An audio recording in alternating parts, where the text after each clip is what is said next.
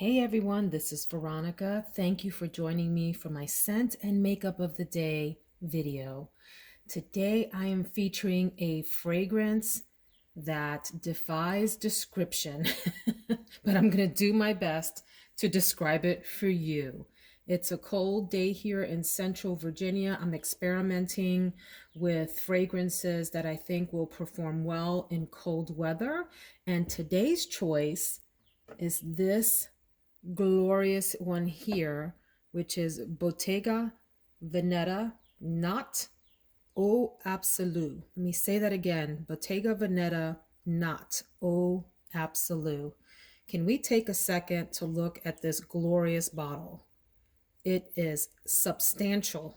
A lot of glass went into the making of this gorgeous bottle. I love this curvature up here. And I really like the top, the little metal knot at the top. I think it's metal. It feels like metal. And the color of the bottle's clear, so that's all the juice, giving it that beautiful ambery color.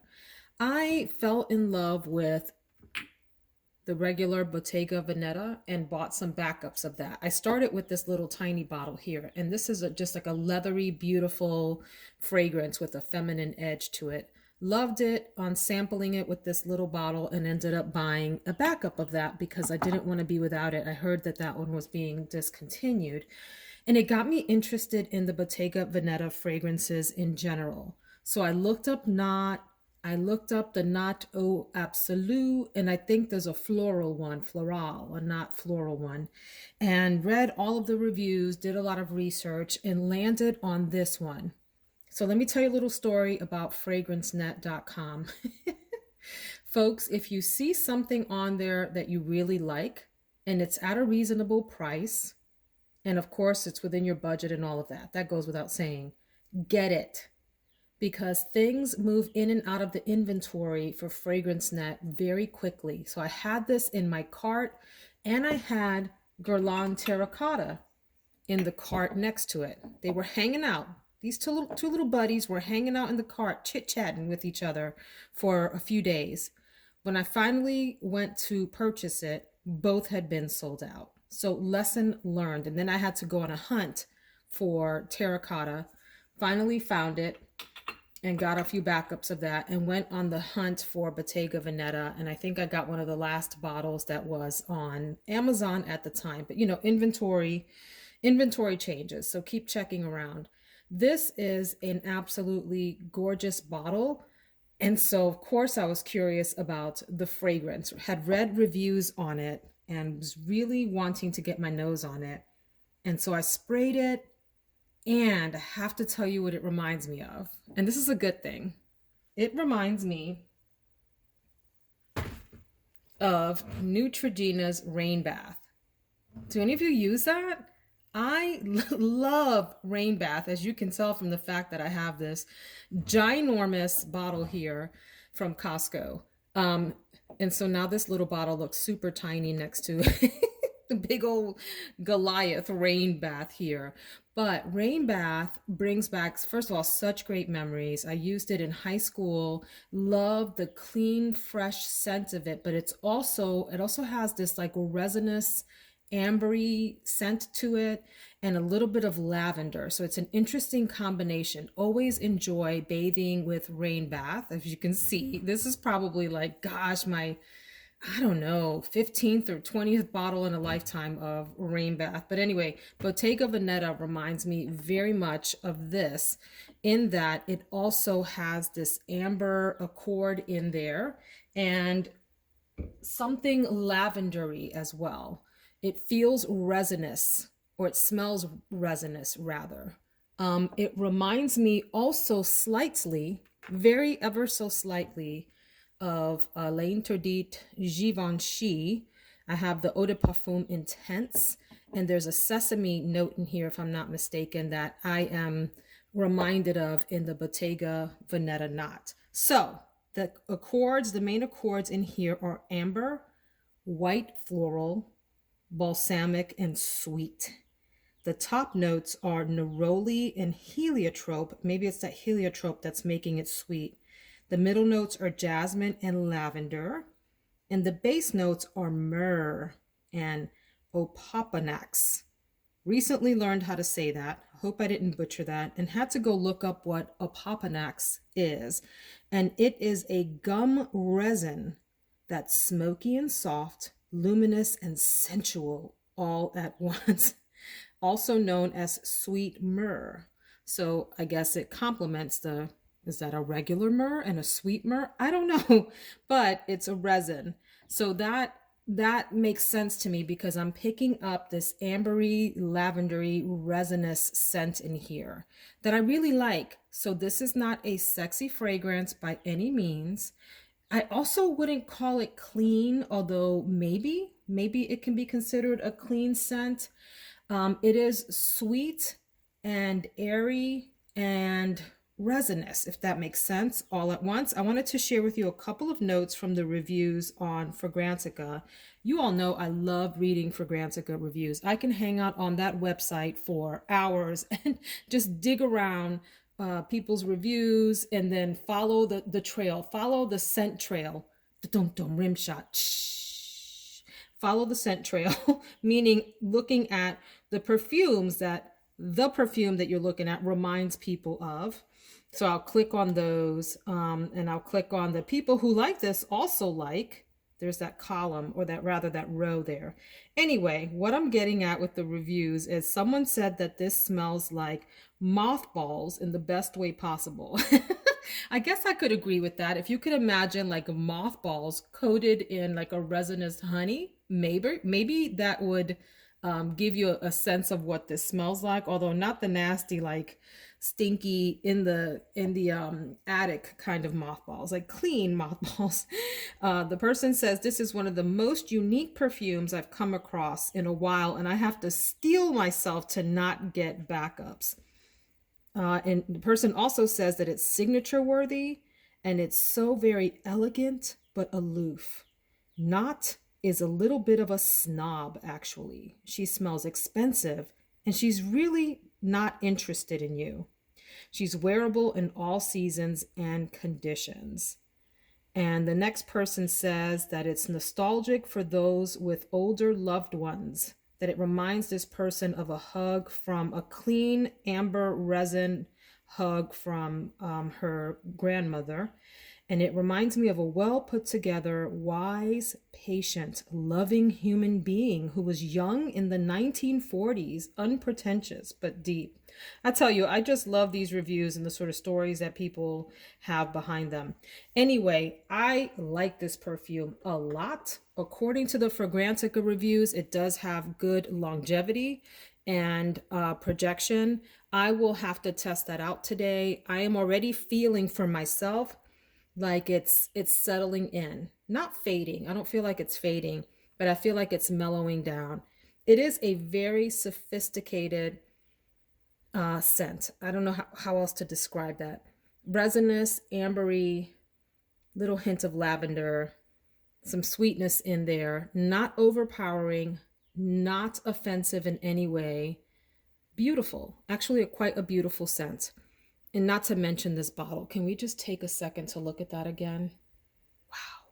So anyway, that's Bottega Veneta, not Eau Absolue, not the regular not Eau Absolute. The reviews on the regular not were very hit or miss. Some people loved it and others didn't, but most of the reviews for the Eau Absolute were gushing reviews, so I felt comfortable doing a blind buy, and I'm really glad I did. Fantastic fragrance, really beautiful, very elegant, sophisticated fragrance. Not the norm, okay? And if you would like to hear more about it, at the end of the week, I do a perfumes that I wore this week review with like a little awards show just for fun.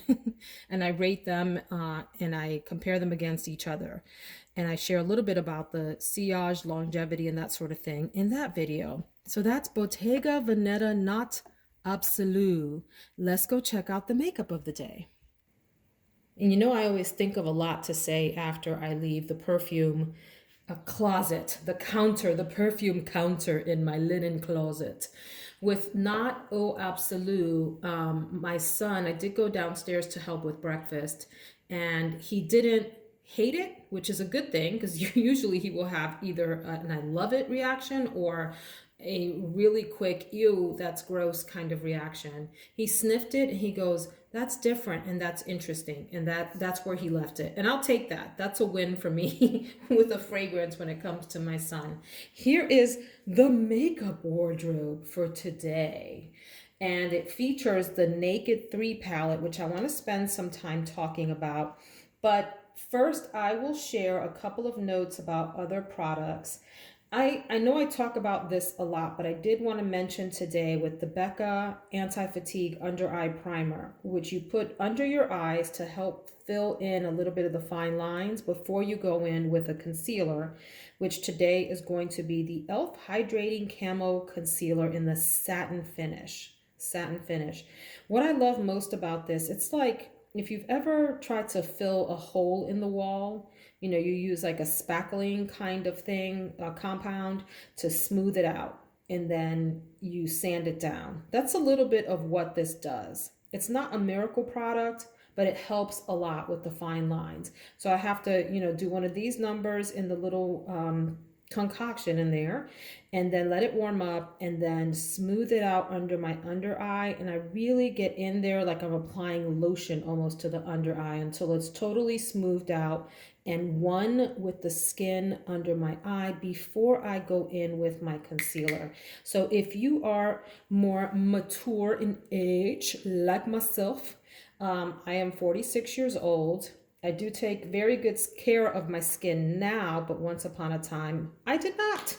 I spent lots of time in the sun as a youth, and I didn't really start wearing lotion and sunscreen probably until in my 20s or so. So I have a little bit of sun damage on my skin and some wrinkling. Anyway, so this helps out a lot. So that's what I wanted to say about that. I do also want to go back to a favorite blush today, which is the Milani Luminoso. Yes, it has made its rounds on YouTube over and over and over and over again, and with a good reason. It is not a miracle blush. Don't purchase this blush thinking it's going to make you look, like Cindy Crawford. It's not, but it is a nice blush, and it's a great drugstore option. It has a little bit of sheen and luminosity. It's pinky and peachy, even though it's super pink in the pan here. It goes on, to me, a little bit pink and peach. And it just gives like that extra youthful glow to the skin. Period. End of story. No miracles, but a nice solid performer. So I'm going to go in with that. And I'm also going to use my Hourglass Diffused Bronze Light Ambient Lighting Bronzer in Diffused Bronze Light. These are really nice bronzers. First of all, the pans are just to die for. They're super gorgeous. I think they're baked. I think it's a baked formula, but it has this sort of swirly design that's just really pretty to look at, but it's subtle on the skin, which is what I like. You can go in really light and build up. Can you see that? Through my veiny hands. Sheesh. In case you're wondering what these things are, this is what you call a self-tan disaster, my friends. Okay? I used a gel self-tanner on my face the other day, and you got to apply it with your hands. So I applied it, and then when I washed my hands, apparently I didn't get this little piece here, and the self-tanner developed. And so there you go. Listen, I've showered several times since then. I've tried to scrub it off. You just got to wait that out. I mean, you can go in there and scrub it off really hard, but not a big deal. Anyway, in case you're wondering why I look dirty, that's what's happening, friends. And I want to talk about my lipstick, my foundation, and then the palette, okay? Really quick, I did want to highlight these Tarte Lip Sculptor lipstick and lip gloss combinations. I believe these are still for sale. And the reason that I like them is because you get a 2-in-1, which I think is so fun and great for the purse. So this is in the color Voltage. And here's the color. Isn't that a really fun bluish pink? Voltage. But then you also get the gloss on the other side. So it's a 2-in-1, which is nice if you want to just stick it in your purse for travel purposes. Not a lot of gloss, it's a little bit, but I mean, it takes a while to go through gloss. So there you go. So you have an all-in-one, and I'm going to line that with my ColourPop Lippy Pencil in BFF2. which has a little bit, it's brown, but it also has a little hint of pinky rose in there. Hard to see on camera. Okay, let's talk then about foundation. I'm using the AirFlash Spray Foundation that I got for Christmas this year from my little sister. Thank you, little sister.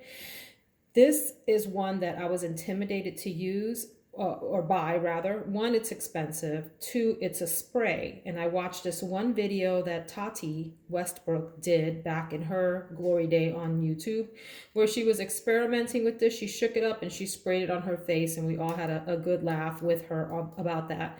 And then, you know, she talked about how much she loved it because she learned how to use it, which is to spray it on a brush, or you can spray it on the back of your hand and then go in with a brush, you know, and then stipple it on your face. But you can already see that it looks great. It goes on very skin-like. It does a little bit of blurring on your skin, like just enough to get away with being a foundation, but it does not cake up. This thing performs really well during the day. It doesn't look funky on your skin. Like I said, it doesn't cake up. It doesn't settle into fine lines. It just sits very nicely as a skin-like layer over your own skin to help even out tone and texture and appearance, and help the light bounce off of your face in a more even way, if that makes sense. Love this. I have this in the color 311. I don't know what that means, but it's 311. It's like this medium-ish tone that is neutral also. So that is a good one. If you don't mind springing for it, experiment with that. Just don't spray it straight on your face. You're going to have a disaster. Spray it on your brush and then stipple it in quickly before it dries. Or do like I just did. Put it on your back of your hand and then dip your brush or your sponge in that and then go in with your foundation. Let's talk about Naked 3 from Urban Decay. So, me and Urban Decay palettes, we have an interesting relationship. I have all of the Nakeds. I have the original, I have 1, 2, and 3, and I have Naked Reloaded. I also have Naked Cherry. I have the one that's brown tone. The name is escaping me, Naked Heat. I have Naked Honey.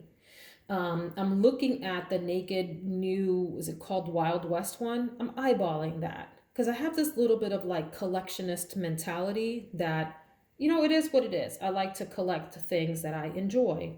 And I have a fond relationship with the Naked line. Oh, I also have Naked Smoky. I never reach for Naked Smoky, ever, ever, ever. In fact, I thought about selling it on Mercari. I posted it on there, took it down, posted it again. Because I'm like, I kind of want to keep my complete collection just because I am a weirdo like that.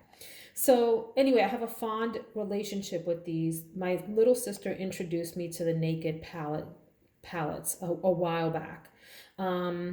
She likes them and she has several of them. And I have also purchased other eyeshadows from Urban Decay. I have that Around the World palette. The name is escaping me now. Gosh, this is pitiful. You know, the big one that has the travel photography on the front and lots of different colors inside. Let's just go with that for now. And I also have played with the Vice palettes, 2 of which I gave to my sister. They were just too much for me. But these Naked ones just, I don't know if it's like a nostalgia thing or the collectionist thing, but I keep them. Why am I telling you this? I don't love Naked 3. I really like the original Naked. I really like Naked 2. Those colors do well with me. They're more grays, they're more bronze, they're more golds. They do well. This one is pink toned, okay? It focuses on all sort of pink and rosy tones, which look okay on me, but they can also look rather ashy. So I have a hard time with this palette because of the color story. I also have a hard time because this isn't the best performing palette for me. However, I like it because it's part of the line. I like it because I want to like it more so than because it performs well. Do you know what I'm saying? Are you with me on that? And I keep wanting to give it another chance. Right? It's like a toxic relationship where I'm not really getting much out of it, but I keep dating it. That sort of thing. So anyway, I want to go in with a nice soft look today and keep it simple. I may play right in here with my tones today. So I'll have like a little bit of pink, but go in with these more neutral colors here. So let me swatch a few of these for you. This is again Naked 3. And I think this retails for, is it 49 or 54? For some reason, those two numbers are in my head. So here is, what did I just swatch?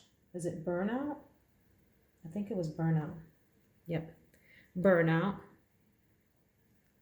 Let's do Buzz. If you are cool toned, see those look almost identical to me, which is irritating also. If you are a cool toned person, it does have a little bit more purple. This palette will probably work really well on you. I, like I said, self-tan, so my face is more like medium tone. And so I have to be careful with cool tone pinks that I don't look like I have a black eye. This is Nooner, which is a really nice color. That's a great one for me. Liar. I do like Liar. Maybe that'll be my crease shade today. We'll see. And then let's go in with Mugshot. What a fun name. Mugshot. So you do get a variety of pink and purpley rosy tones. You got this more sort of goldish champagne tone here, some neutrals. So every time I swatch, you see, and now I'm like, I really need to give this a chance. I like these tones. So yeah, this is me in Naked 3, this sort of ambiguous love-hate relationship kind of thing. But I will try this today.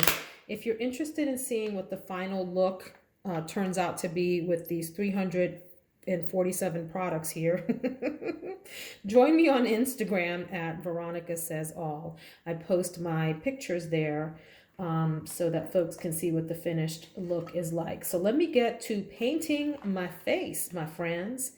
And I am glad that you have watched. If you like this, I hope that you will press that like button and subscribe so that we can hang out and talk about makeup and perfume and all things life in the future. Have a wonderful, blessed day, my friends. Take care.